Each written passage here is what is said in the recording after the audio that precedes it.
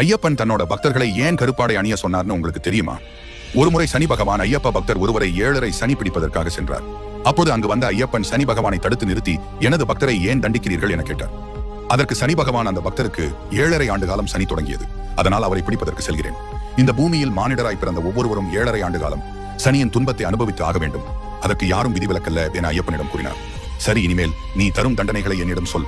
அந்த தண்டனைகளை ஒரு மண்டல காலத்திலேயே அனுபவிக்குமாறு நான் என் பக்தர்களுக்கு விரத முறைகளாக வகுத்து தருகிறேன் என்றார் ஐயப்பன். நான் 7:30 ஆண்டுகள் தரும் தண்டனையை ஒரு மண்டலத்தில் எப்படி தர முடியும் என சனி பகவான் ஐயப்பனிடம் கேட்டார். அதற்கு ஐயப்பன், கவலைப்படாதே சனீஸ்வரா, என்னுடைய பக்தர்கள் காலை மாலை இருவேளையிலும் குளிர்ந்த நீரில் நீராடுவார்கள். காலில் காலணிகளை அணிய மாட்டார்கள், தரையில் மட்டுமே படுத்து உறங்குவார்கள். கடுமையான பிரம்மச்சாரிய விரதத்தை கடைபிடிப்பார்கள். எந்த ஒரு சுகம் மற்றும் துக்கத்தில் ஈடுபடாமல் அனைவராலும் சுவாமி என அழைக்கப்படுவார்கள். மேலும் உனக்கு பிடித்த கருப்பு ஆடை மட்டுமே அணிவார்கள். இப்படி சனி பகவானின் பார்வையில் இருந்து தன் பக்தர்களை காக்கவே ஐயப்பன் அனைவரையும் கருப்பாடை உடுத்த கூறினார். உங்களுக்கு ஐயப்பன் பிடிக்கும்னா வீடியோ லைக் பண்ணுங்க.